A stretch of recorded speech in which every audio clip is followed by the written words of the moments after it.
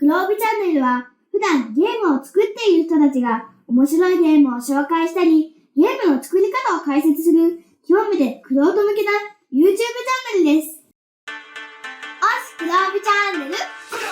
はい、皆さんこんにちは。黒帯ゲームズの丹沢です。今回の黒帯チャンネルですが、前回に引き続いてですね、久保田ゆうら先生にお越しいただいて、マニアックな話をさらに深めていければと思います。久保田先生、よろしくお願いします。よろしくお願いいたします。ファイソーアミューズメントリサーチの久保田ゆうらです。よろしくお願いします。よろしくお願いします。前回濃すぎっていうか長すぎて。ちょっと長すぎて一本では収まらないということで、前後半にさせていただきました。よろしくお願いします。前回は攻撃技の攻撃力の話だとか、ターン制のターンの話だとかが実際とどう違うとか、この辺の要素がこのゲームだと再現されてるよね、みたいな話をさせていただいたんですけど、今度は防御、受け技だとか、回避だとかも含めて、力の差がある時なんかは、ひたすら防御に徹するってことあるとは思うんですけど、試合だとか相手と対等な戦いをするっていうことになる場合は、防御だけのために防御技出すことってあんまないのかな？ないですね。ないですよね。ないですね。基本的に受け技っていうのは受けて逆抜きしますよとか、必ず次の攻撃技の起点にするために技を出す。なので、受け技イコール攻撃技みたいな認識だと思うんですけど、これが特に単性のバトルとかだと攻撃します。それを防御します。攻撃します。防御します。みたいなところなので、一般的な単性だとちょっと違和感あるよねみたいな話があって、この辺をなんかうまく解消してるゲームってあるのかなと思ったりしています。難しい話しますね。難しい話してますね。これって TRPG のゲームデザインから言うと、攻撃と防御って分けるとしますね。まず、攻撃は攻撃1回して、相手に攻撃を命中させるか外れるか、みたいな形で、1回の行動なんですよ。でも、カウンターを入れると、防御して、相手の攻撃を回避した後に、相手に攻撃するっていう、2回分行動してることになるんですよ。そうすると、コスト的に防御側の方がお得になってしまうんで、データとしてなかなか入れるのは難しいので、特技とかスキルとかみたいな形にして、しかも難易度を高めにすることによって、コストを払うからそこまでやっていいよねっていうような。自分の次の攻撃手番を失う代わりにカウンターが打てるとか。あとは MP いっぱい使うとか。必ず余分なコストを払うことによって、バランスを取ってる。でも、実際に格闘で言うと、相手の攻撃を上段受けなり、外受け内受けなりして、相手の攻撃を外して、反対側の手でカウンター入れるとか、相手の攻撃突進してくるのをいなしたりとか、さばいたりとかして、相手の体勢を崩して攻撃するっていう、必ず防御と攻撃は一体になってる。一体になってますね。それってでもやると、絶対防御側の方が有利になるじゃないですか。そうですね。待った方がいいみたいな感じになって、実際達人同士の戦いもそういうパターン多いですけど、攻撃出した方が負けるみたいな状態で向かい合っちゃうことってあると思うんですけど。それゲームとしては面白いのかって話になってしまうんで。確かに、これはゲームとの相性っていう話は結構ありそうですね。近いやつだと、よく遊ぶウォーハンマーの場合は、近接武器同士の場合だけなんですけど、近接の時だけは、相手がクリティカルで受けると、ウォーハンマー結構クリティカルが出るゲームなんで、クリティカルで受けると、相手にクリティカルダメージを、防御側が受け側に対してダメージを与えることができるっていうのがあって、近接攻撃の怖さみたいなのをよく出してるなと思うんですけど、ウォーハンマーなんでシャレにならないことが起こる。腕が折れたり、なんか目が潰れたり、大変な票を振らなきゃいけないんですけど、結構面白いなとか思ったりしてますね。でもそれもクリティカルをしなきゃいけないっていうコストになるわけじゃないですか。コストでバランス取れば、それっぽいことはできるよねっていうところではありますね。例えばアリアンロットなんかだと、まず最初に相手の攻撃に対して、その攻撃は受けるけども反撃しますよっていう技があって、MP っていうコストを払う形になるんですけども、それがまずあって、それを覚えた後に、次の技で相手の攻撃を受けなくて済むようになるよっていうところで、スキルの取得するためのコストが入って、さらに MP の消費コストっていうところが入って、2個分のスキルを取らなきゃいけないっていうところで、相手攻撃は1個分のスキルだよねっていうところでバランスを取って。なるほど。そのスキルを取るというスキル枠のコストっていうか、キャラとして払ってるよねってことですよね。僕すごい好きなんですよ。ノバとかもすぐ打つセミとか、シナリオ1回とかに制限が強くなってきて、きついとか思いながらもうカウンターにノバを。ノバはそこを神業一発で覆すので。ノバの場合だから AR を消費するとか、そういうのがコストですよね。受け技の話掘り下げていくと、どうしても避けては通れない。5の線とか1000の線みたいな話ってあると思ってて、5の線とか1000の線って普通にある話で、空手なんかで言うと、相手の前にわざとスッと入ってあげて、相手の前蹴りを誘いますと。前蹴りって伸びきったところでしか強くないので、膝上げたところでグッて入っちゃえば、別に痛くもないのもない、間合いを切るっていう言い方ですけど、技を出させて、ガンと詰めて、前蹴りの間合いを切っちゃった上で、上段突きでとどめを刺すとか、そういうのが5の線とか、出させようとして、相手が出そうとした瞬間にもう入っちゃうとか、っていう、1000の線みたいな概念あります。それって多分、初めの精神判定かなんかで勝利して、相手にフェイントをかけるって、その前の揺さぶりみたいなところで、何らかの判定をお互いして、勝利して、相手が技を出しちゃうっていうことに対して、移動が入って、効く間合い、効かない間合いみたいな概念があって、そこで効く技を出してみたいな、結構何段階かに分けると細かいじゃないですか。これを実際、大まかにそれっぽくするのはなんかできるのかなと思うんですけど。ただやっぱ手順が難しくなるじゃないですか。特に最近ってオンラインセッションでのプレイって増えてるんで、手順が増えると、どうしてもやっぱオンラインセッションは難しいところがあったりとか。そうですね。1個の攻撃をするために何回判定するんだとか、何回修正値を足し引きするんだみたいなのは。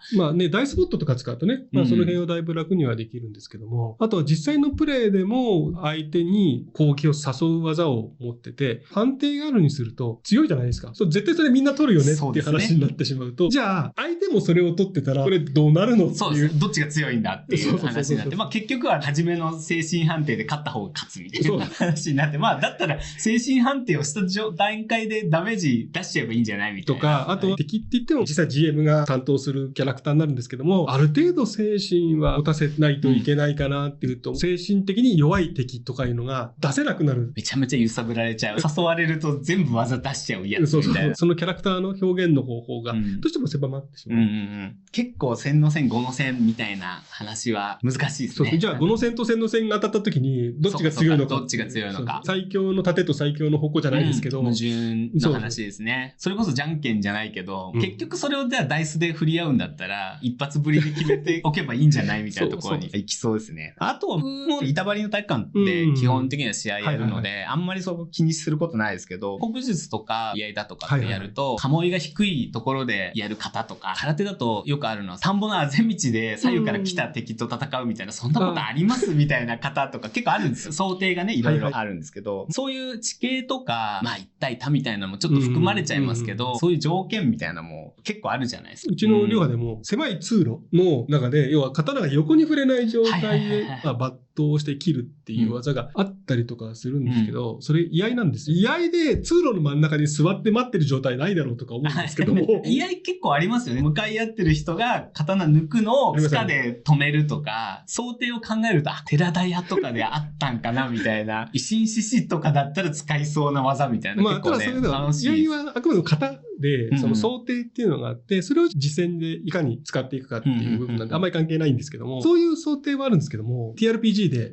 やるとすると、あまりにもシチュエーションが多岐にわたって、それの分だけ用意するの、どんだけ用意すればいいの、掛け算ですもんね。雨でツルツルの時に蹴り技を出したら、転倒判定が必要ですとか、いろんなこと言い出すと、めちゃめちゃ辞書みたいなルールブックになってしまうので。デジタルゲームの場合は、絶対に環境があって、そこの環境に合わせたデータを自動である程度できるし、基本的には地面のデータとか必ず持ちますからね。例えば歩いてる時の足音を決めるために、必ず地面が乾いてるとか、ここは草だとかいうのは設定するので、例えばそこに応じて少しその技の威力が変わるとか、いうことはできるけど分かるかっていうと分かんないと思いますけどね。そういう風に考えると、TRPG はマスターさんがシナリオに合わせてペナルティを入れたりとか、そういうのを作ったりとかして自由にやってくださいね。いうところで解決するしかないかな。そうですね。全然無双では戦ってる場所によってルールがあって、床がアスファルトだったりみたいなのも一応フォローはしてるんですけども。そうですね。いや、だいぶマニアックなことを言ってるなとは思いましたけど、板の間で投げつけられるのと、畳とは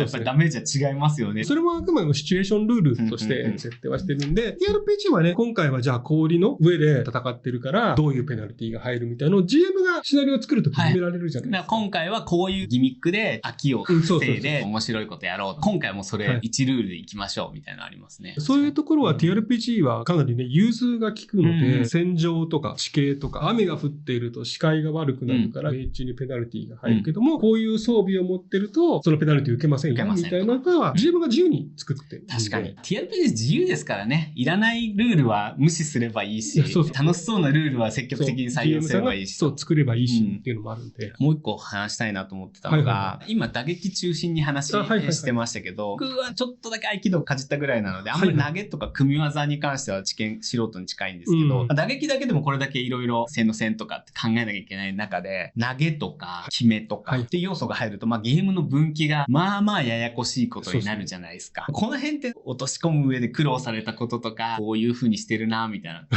あったりするんですよ。健全無双はね、もちろんありましたけど。掴むっていう動作からまず入るっていう。そうですね。一旦目にまず相手を掴むじゃないですか。でもこれはね、格闘をテーマにしている RPG だから、できたことで、普通の RPG だと難しいかなとは思います。いわゆる柔道の掴みをドラゴンにしますとか、魔法とかも入ってくると、無理ですよね。相手をね、バインドする魔法みたいな D&D とかでもありますけど、じゃあそれをかけたら格闘を使う人が有利になるの？相手の動き封じてるよねみたいなのとかが、果たしてどうなのとかいうのが出てきたりとかするんで。やっぱり人型同士じゃないとなかなか投げ技は難しいですね。投げ決めは、そうですね。ギリギリゴブリンぐらいだったら決められそうな感じしますけど。人型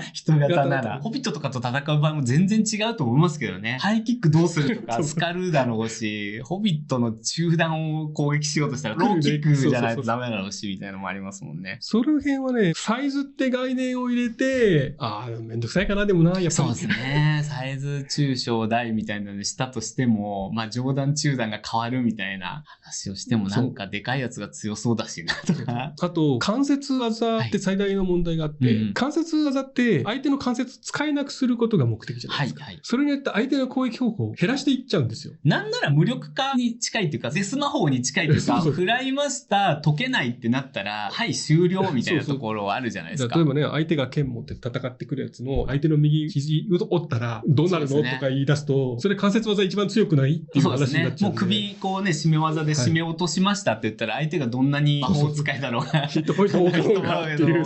気絶したんでって話ですもんね。カープスリングドリームとかを昔やってた時に、打撃技系のやつで相手に締められると、もういいよ、もうあと判定しなくていい、もう終わりましたみたいな。打撃が不運なんですよ。今急に喋ってて思い出したよ。そう。やっぱ投げ決めが強かったんですよね。データ的に仕方がないかなっていうのはあるんですけど。決まっちゃえばもう終わりっていう。実際そうですもん。決めの外し方わからない人が総合格闘技の人とかに締められたら、どんなに打撃が強くても無理なんで、それはリアルっちゃリアルですけど、リアルにやったらゲーム的には面白くなかったっていう話ですよね。そう、一方的な戦闘になって、意味あるのみたいな話になっちゃうね。武術やられてて、武器対素手とか。さっきもちょろっと武器持ってるやつを決めたらどうするみたいな話もありましたけど、異なる武器種同士の戦い、砲術みたいな、僕も砲術やってる時って、大体型とかだと相手が刀持ってる前提で技を練習したりしますけど、異なる武器同士とかももう突き詰めていけば、永遠に多分掛け算で。一方的に長い武器持ってる方が勝ちます。これはね、揺るがせないんで、実際に、なぎなたの師範さんと合同稽古ってやった時に、なぎなたも木刀っていうか、好きなやつもちゃんとあって、それで木刀とちょっとやってみましょうって話だったけど、何もできないんですよ。相手がなぎなただと、刀で攻撃することすらできない。これ槍もそうで、戦場でやっぱ戦国時代って槍が一番結局強かった。そうですね。あと技術力もいらないですもんね。その刀で槍に勝つことも、もしかしたら達人とその素人だったらできるかもしれないけど、その修練に何年かかるんだって話で言うと、その辺の足軽に槍も落とせた方が強いんだったら、そっちの方がいいよねっていう。で、突き詰めると飛び道具の方が強いよねって話になってしまうんで、そこはもうリアルには、もう絶対 TRPG はしない。槍であろうが、刀であろうが、それぞれ特徴がね、つけますけども、どっちを選ぶかは、プレイヤーさんが自分の好みで選んで、こういう状態だとこっちが有利だけど、こういう状態だとこっちの方が有利とか、こっちの方がお得みたいなのを必ずバランスのデータとして作るんで、TRPG においては、その武器種ごとによる強い弱いは、レベルの高い武器はみたいなのは強くしますけど、アッパーバージョンだけど、みたいな。同じレベル帯だと、特徴は持たせるけども、どっち選んでもいいんじゃないないのいいとこ悪いとこがあるよっていうね、設計します。そうしないと嫌ですもんね。ファンタジー RPG で全員槍持ってるみたいな。当然でしょみたいな。なんでお前ショートソードなんか持ってるんだ。この槍を持てみたいな。そういうことになってしまいますからね。ここはもうね、TRPG では諦めるしかないかなと。ただ表現として、フレーバー的に、この武術は古武術だから、刀に対しての素手で何とかする方法を極めた武術なんだみたいな、そう設定的に武器種をイメージするって、すごい面白くていいな。そこはガプスルナルとかだと、神様のあれごとに得意な武器、ボーナスがもらえる武器っていうのがあったりとかしますし、アリアンロットとかだと、両手持ち武器専用のスキルとかみたいな形にして、武器種に限定したスキルってありますよね、結構。それによって特徴を出して、このスキルが使いたいから、じゃあこの武器にしよう。軽い武器でいこうとか重い武器でいこうとか。そういうやり方は結構どの TRPG もやってるとは思います。ちょっとね、宣伝なんですけど、僕一応忍び神の流派ブック、鞍馬神流で、いろんな武器種による流派の違いとか、流派を規定する戦い方がどう規定されるかみたいなことを、マニアックな話をちょっと書いたことがあるので、もしよろしければご覧いただければと。これすごいですよね。流派ブックいっぱい出てますもんね。結構僕もシナリオ書きましたけど、すごいスピードだったんで大変でしたね。一年中忍び神のこと考えてたっていう感じでしたけど、ようやく全部揃っておりますので、ぜひよろしければ興味のある方はご覧いただければと思います。というわけでね、まだ全然話足りないんですけども、一旦まとめに入ろうかなと思います。久保田先生から何か告知などございますでしょうか？はい。実は今フィアの方で新しいセッションのサービスを始めまして、会員制のオンラインのセッションサービスっていうのを始めてまして、年額12,000円をいただくことになるんですけども、年3回プレイに参加できる権利っていうのがついてきます。1回4,000円。そうですね。しかもゲームデザイナーだったりとか、あとそのゲームに関わっているスタッフに GM をやってもらってるので、そういう意味では結構質の高いセッションをプレイする。なるほど。オンラインだから、今まで GF コンで、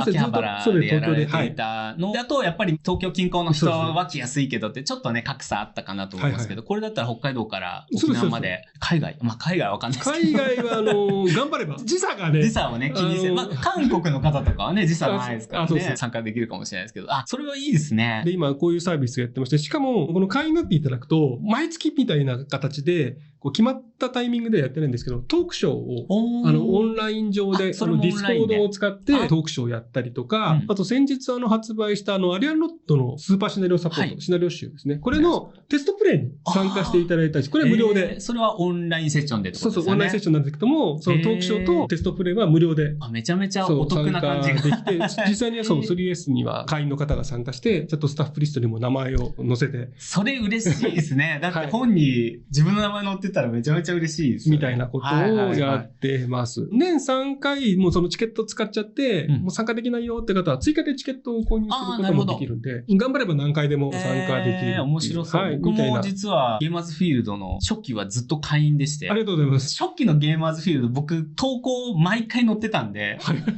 はがき職人だったんです。はい。ありがとうございます。僕も、その時はオフラインのセッションでしたけど、買ったゲームを初めて遊ぶ時って結構カロリー高いじゃないですか。で、そこでね、やっぱデザイナーの先生にマスターやっていただくってめちゃめちゃ早いし、勘違いも少ないので、活用させていただいてました。ルールブックなしでも参加できますんで、通話は全部ディスコードでやって、ゲームは主にユドナリウムを使ってて、うちの会社のスタッフがちゃんとルームパック作って、それ提供してそれでやってるので、ルールブックなくたりとか、今までプレイしたことないよって方でも参加できますので、ちょっとね、今ね、募集は終了してるんですけども、近々またね、追加で再開募集するとは思いますので、ぜひ興味のある方はね、参加していただけるといいかなと思います。はい。募集再開のお知らせもきっとあるんじゃないかなと思いますが、このチャンネルご覧の方はほとんどご存知かと思いますが、久保田先生、YouTube で配信中のフィア2 TRPG チャンネル、私も毎回楽しみに見させていただいておりますが、こちらほぼ毎週水曜日に更新しております。ここで募集再開のお知らせもあるのかなと思います。こちらと公式 X の方でまた募集するかと思いますので、興味のある方はぜひね。ぜひこちらをね、楽しみにしていただければと思います。あと、不定期で VTuber の焼酎名産のダンジョン散歩ダンジョン散歩。という番組にも出られてて、そう小林先生、いつゲーム作ってるんですかと思うんですけど、精力的に、ね、そうです作品も出されてる。古武術もやられてて、ゲームも作られていて、生放送も YouTuber 並みにそう出なんですよ。られていて、いつ寝ているんだろうと思ってますけれども、FF14 のダンジョン巡りながら、あれこれ話そうですねすみたいな。モンスターの元ネタであるとか、FF14 の中の世界観設定についてとか、お話ししたりとか、こちらは不定期ですけども、やっております。概要欄にね、リンクを貼っておこうと思いますので、まだ見たことがないという方はですね、はいぜひチェックしていただければと思います。今ちょっと14の話がはいはいはい。出たんで、5月25日、はい。スクエアエニックスさんの方から、はいファイナルファンタジー 14TTRPG という、はい FF14 を題材にしたなんと TRPG が、 TRPG が出てしまうと。だいぶ全国暗夜ね、して。そうですね、あの体験会体験も各地で、会やってました北海道、福岡、大仙台阪、名古屋、あと東京やってましたけども、こちらの方にスタッフとして参加しておりまして、ジョブのデザインのお手伝いとか、ボックスに入っているシナリオの執筆なんかをやったりとかしてますので、こちらが発売になりますので、ぜひプレイして。ぜひぜひ皆さん遊んでいただければと思います。最初にスターターセットしてボックスが出て、はいルールブック自体はもうちょっと先になるのかなに発売されるんですけど、このボックスがね、すごいんですよ。はじめがスターターみたいなそうです。感じですよね。 4ジョブとルールある程度、抜いて。概要版で、そうですねじゃあそれで遊んでる間に気に入って遊ぼうかなと思う頃に、ルールブックが出るかなっていう発売していただければと思います。なるほど。はいはい、ありがとうございます。